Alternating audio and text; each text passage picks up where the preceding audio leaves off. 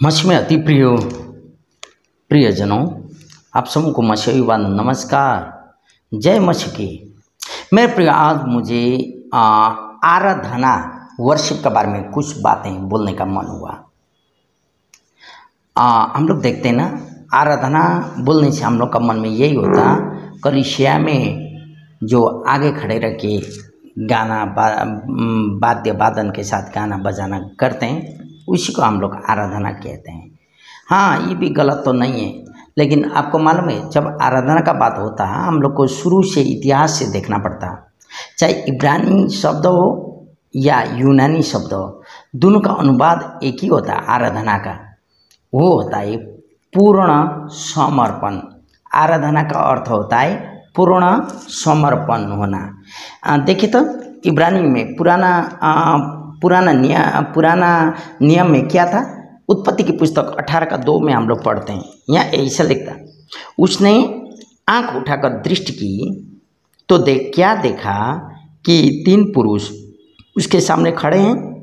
जब उसने उन्हें देखा तब वह उनसे भेंट करने के लिए तंबू के द्वार से दौड़ा और भूमि पर गिरकर दंडवत की और कहने लगा, हे प्रभु, यदि मुझ पर तेरी अनुग्रह की दृष्टि है तो मैं विनती करता हूँ कि तू अपने दास के पास से चले न जाना। हालेलुया। मेरे प्रियो, यहाँ हम लोग जानते हैं अब्राहम भूमि पर गिरकर दंडवत करता है, समर्पण होता है। यही है आराधना। ये कब का घटना है? वो अब्राहम बांध वृक्ष के बीच कड़ी धूप में वृक्ष के सामने हुआ तंबू के पास द्वार पर खड़े रह के बैठ रहा था, आराम कर रहा था। वही समय परमेश्वर यहोवा उसको दर्शन देते हैं, 3 स्वर्गदूत आते हैं। तब ये है आराधना करना।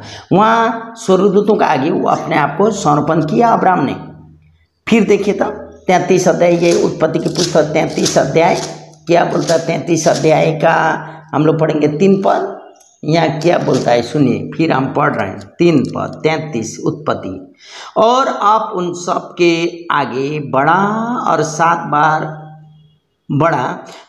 बार भूमि पर गिर के दंडवत की और अपने भाई के पास पहुंचा। यहाँ याकूब और एसाव का कहानी को हम लोग पाते हैं।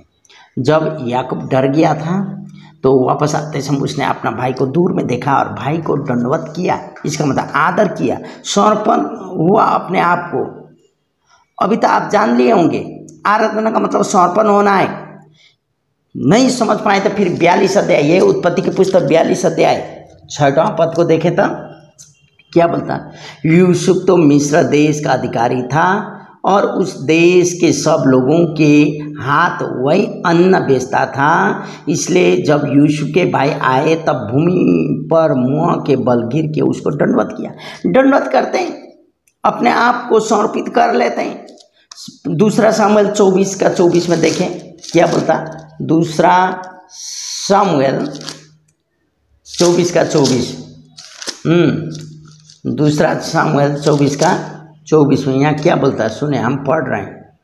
राजा ने अरौना से कहा, ऐसा नहीं, मैंने वस्तुएं तुझसे अवश्य दाम देकर लूँगा। मैं अपने परमेश्वर यहोवा को सेंतमेंत के होम बलि नहीं चढ़ाने का। अतः दाऊद ने खलिहान और बैलों को चांदी के 50 शेकल में मोल लिया। तब दाऊद ने वहाँ यहोवा की एक वेदी बनाकर होम बलि और मेल बलि चढ़ाई और यहोवा के देश के निमित्त विनती सुन ली। तब वह महामारी इजराइल पर से दूर हो गई। अब यहाँ पूर्ण समर्पण का बात आ रहे। और यहाँ उस समय क्या था कि आराधना का मतलब बलिदान चढ़ाने का व्यवस्था था। आराधना करना, मंदिर में जाना, बलिदान चढ़ाना ना, पशुओं को बलि चढ़ाना था। अभी हम थोड़ा बाद में आपको बताएंगे इसका बारे में। अपने आप को समर्पण होना, यहाँ हम पाते हैं साष्टांग दंडवत किया हुआ, अपने आप को समर्पित किया हुआ बात। ये तो हो गया पुराना नियम में। लेकिन नए नियम में, यूनानी में, नए नियम में मत्ती का 8 अध्याय देखें। मत्ती 8 अध्याय नए नियम में क्या बोलता। मत्ती का 8 अध्याय, आइए मेरे साथ खोलें मत्ती 8। यहाँ क्या बोलता है देखें, हम लोग मिल के देखें, आप भी देख सकते हैं। निकला मत्ती 8 निकला 2 पद पढ़ें तो क्या लिखता। और देखो एक कोढ़ी ने पास आकर उससे प्रणाम किया और कहा, हे प्रभु, यदि तू चाहे तो मुझे शुद्ध कर सकता है। पहला क्या किया? प्रणाम किया। वहाँ भी हम लोग शास्त्र दंडवत किया हुआ बात, प्रणाम किया हुआ बात हम लोग देख रहे थे। यहाँ भी कोढ़ी ने यीशु के पास आके प्रणाम करता है। आप जाने 9 अध्याय मत्ती का 18 पद पढ़ें। 9 का 18 पद क्या बोलता है यहाँ सुने। वह उनसे ये बातें कह ही रहा था कि देखो एक सरदार ने आकर उसे प्रणाम किया और कहा, मेरी पुत्री अभी मरी है, परंतु चलकर अपना हाथ उस पर रख तो वह जीवित हो जाएगी। यहाँ बोलता आकर प्रणाम किया। सरदार ने यीशु के पास आकर यीशु को प्रणाम किया। यह भी वही बात जो पुराना नियम में था, वही बात को रिपीट हुआ हम लोग पाते हैं। और ये मत्ती का 18 का 26 में देखे थे क्या बोलता। 18 अध्याय का 26वां पद में ये मत्ती का, यहाँ सुनिए हम पढ़ रहे हैं। पर इस पर उस दास ने गिरकर उसे प्रणाम किया और कहा, हे स्वामी धीरज धर, मैं सब कुछ भर दूंगा। गिरकर प्रणाम करना, दंडवत करना मेरे प्रियो, पूर्णता में समर्पण होना, यही है आराधना।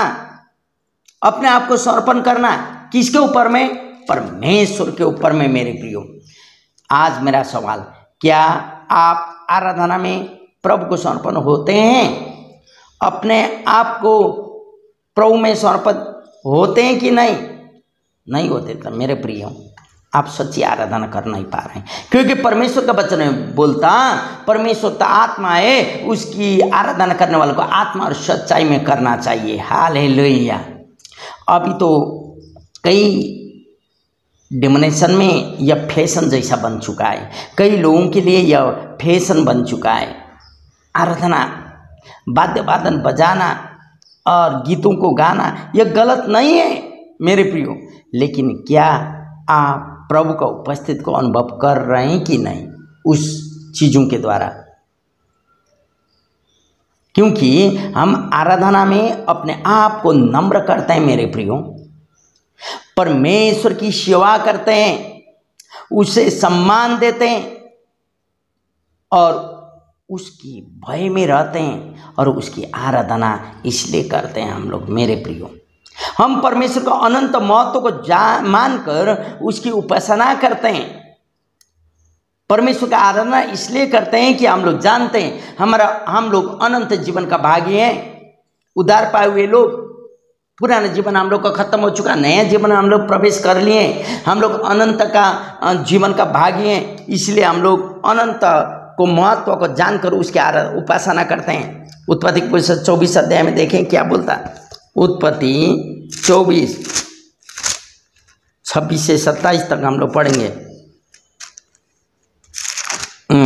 यहाँ ऐसा बोलता, तब उस पुरुष ने सिर झुकाकर यहोवा का दंडवत करके कहा, धन्य मेरे स्वामी अब्राहम का परमेश्वर यहोवा, जिसने अपनी करुणा और सच्चाई को मेरे स्वामी पर से हटा नहीं लिया। यहोवा ने मुझको ठीक मार्ग पर चलाकर मेरे स्वामी के भाई बंधुओं के घर पर पहुंचा दिया। हालेलुया। यहाँ झुककर यहोवा का दंडवत किया हुआ बात को हम लोग जानते हैं, अपने आप को समर्पण किया हुआ बातों को हम लोग जानते हैं। वही बातों को भजन संहिता 95 का यदि 6 पद आप पढ़ेंगे तो वहाँ दाऊद क्या कहते हैं। 95 का 6 भजन संहिता 95 वर्स 6, आओ हम झुककर दंडवत करें और अपने कर्ता यहोवा के सामने घुटने टेकें। हालेलुया। अपने आप को समर्पण करें बोलता मेरे प्रिय यहाँ वचन। वही चीज़ मत्ती की पुस्तक नए नए, ये तो हो गया पुराना नियम। मत्ती की पुस्तक नए नियम में जाएंगे और मत्ती 2 अध्याय 2 पद को आप देखेंगे तो वहाँ क्या पाते हैं। यहूदियों का राजा जिसका जन्म हुआ है कहाँ है? क्योंकि वो हमने पूर्व में उसका तारा देखा है और उसको प्रणाम करने आए हैं, उसको दंडवत करने आए हैं बोलते मेरे प्रियो। क्या यह बात आप और हम समझ पाते हैं मेरे प्रियो? 28 का 9 मत्ती की पुस्तक 28 अध्याय 9वां पद को देखिए क्या बोलता है। 28 अध्याय का 9 पद, तब यीशु ने मिला और कहा सलाम। उन्होंने पास आकर और उसके पाँव पकड़ उसको दंडवत किया। हालेलुया, दंडवत किया, सरेंडर किया। बात हम लोग जानते हैं। यही चीज़ों को प्रकाशित वाक्य 4 अध्याय का 10 पद में आप पढ़ेंगे तो वहाँ भी पाते हैं। प्रकाशित वाक्य 4 अध्याय और 10 पद क्या बोलता है, सुने, हम पढ़ रहे हैं। तब 24 प्राणी प्राचीन सिंहासन पर बैठने वाले के सामने गिर पड़ेंगे और उसे जो युगानुयुग युगता है प्रणाम करेंगे, और वे अपने अपने मुकुट सिंहासन के सामने यह कहते हुए डाल देंगे, हे हमारे प्रभु और परमेश्वर, तू ही महिमा और आदर और सामर्थ्य के योग्य है, क्योंकि तू ही ने सब वस्तुएं सृजी और वे तेरी ही इच्छा से थी और सृजी गई थी। हालेलुया। हम लोग परमेश्वर अनंत को जानते हैं तब उसकी उपासना करते हैं, बल्कि हम बोल चुके हैं। इसी का 5 अध्याय का 14 पद में आप पढ़ें तो क्या बोलता, 5 का 14 यहाँ ऐसे कहता है, मेरे प्रियो, और चारों प्राणियों ने आमीन का और प्राचीनों ने गिर कर दंडवत किया। हालेलुया, दंडवत किया हुआ बात को हम लोग जानते हैं। आराधना आनंद पूर्वक होता है मेरे प्रियो। कई बार हम लोग मुरझाए हुए फेस में स्तुति आराधना ऊपर जाता है, लेकिन हम लोग का मुरझाता है। खुशी खुशी मनाओ, लेकिन हम लोग का फेस खुशी नहीं होता है। ऐसा नहीं है, क्योंकि पहला पत्रुस 1 अध्याय 8वां पद क्या बोलता है। पहला पत्रुस 1 का 8 हम लोग पढ़ के देखें तो पहला पत्रुस 1 का 8 पद में क्या बोलता है। यहाँ ऐसा बोलता है, सुने, हम पढ़ रहे हैं 1 का 8, उससे तुम बिन देखे प्रेम रखते हो और अब तो उस पर बिन देखे भी विश्वास करके ऐसे आनंदित और मगन होते हो जो बढ़न से बार और महिमा से भरा हुआ। हालेलुया मेरे प्रिय, बिन देखे परमेश्वर की आराधना करते हैं हम लोग, ताकि परमेश्वर का अनंत का महत्व को हम लोग जानते हैं। हालेलुया। क्या आप यह बात को जानते हैं? आराधना हम लोग ऐसे मजाक में नहीं करते मेरे प्रियो। हम लोग परमेश्वर का आराधना इसलिए करते हैं कि आराधना हम लोग उसकी महत्व को जानते हैं। आराधना बहुत प्रकार के होते हैं।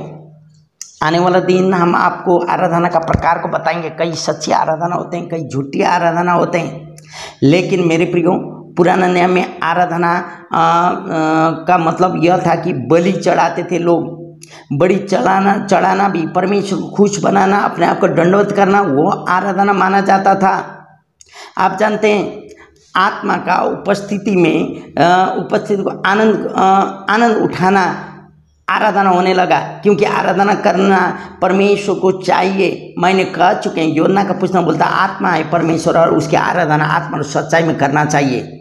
लेकिन पुराने नियम में जो लोग बलियों के द्वारा आराधना करते थे, अपने आप को नम्र होकर दंडवत करते थे। लेकिन अभी आके आराधना करने विधि थोड़ा अलग हो गया। लोग समूह में आराधना करने लगे और लोग आराधना एक दूसरा मिलकर करने लगे। आराधना सामूहिक होने लगा, घर में होने लगा, और आराधना में प्रभु भोज, सहभागिता, साझेदारी सब लोग सम्मिलित होने लगा मेरे प्रियो। यही आराधना जिसमें हम लोग एक मन होके परमेश्वर की महिमा करते हैं, अपने आप को सरेंडर करते हैं। यही आराधना मेरे प्रियो। यहाँ हम लोग गीतों को गाते हैं, वाद्य वादन को बजाते हैं, नए नए कोरसों को गाते हैं, ताकि परमेश्वर की उपस्थिति में हम लोग आनंद उठा सकें। आपको मालूम है, मेरा ये 25-30 साल का अनुभव में एक बात हम जानते हैं, जब आप और हम आराधना में खड़े रहते हैं ना, सब कुछ हम लोग भूल जाते हैं। परमेश्वर के साथ अपने आप को सरेंडर करते हैं, क्योंकि उसका महान अनंतता का महत्व को हम लोग जानते हैं, और उसका उपस्थित आनंद हम लोग जब उठाने लगते हैं ना, हम लोग पूर्णता में चंगाई हो जाते हैं। हालेलुया। पूर्णता में हम लोग छुटकारा पा जाते हैं, पूर्णता में हम लोग स्वतंत्र बन जाते हैं मेरे प्रियो। यही है आराधना।